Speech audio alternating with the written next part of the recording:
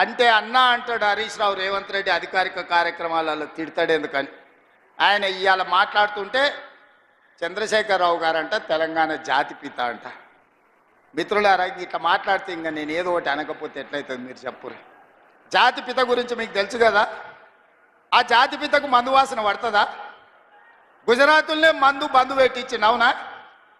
ఆ జాతిపిత గాంధీ ఆశ్రమాలలో ఉన్నాడు, నిరాడంబరంగా ఉన్నాడు. మరి ఈ జాతిపిత వాసన లేకుండా నిద్ర లేస్తాడా?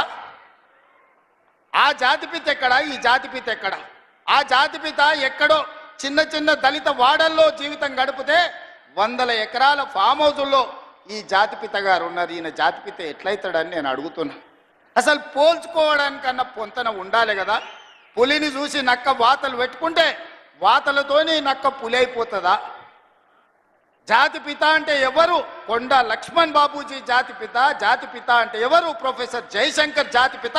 ఏ పదవి లేకుండా సర్వం త్యాగం చేసి ఈ దేశం కోసము, స్వతంత్రం కోసము, తెలంగాణ రాష్ట్రం కోసం సర్వం దారబోసిన కొండా లక్ష్మణ్ బాపూజీనో ప్రొఫెసర్ జయశంకర్ తెలంగాణకు జాతిపిత అవుతాడు తప్పితే నోరు తెరిస్తే అబద్ధాలు చెప్పేటోడు, తెలంగాణ రాష్ట్రాన్ని దోసుకున్నాడు, 100 ఎకరాల ఫామ్ హౌజులు కట్టుకున్నాడు, 1,00,000 కోట్ల రూపాయలు సంపాదించుకున్నాడు, టీవీలు పేపర్లు పెట్టుకొని అబద్ధాలను విషప్రచారం చేసేటోడు తెలంగాణ జాతిపిత ఎట్లయితాడని తాటి చెట్టులాగా పెరిగినాయని నేను అడుగుతున్నా.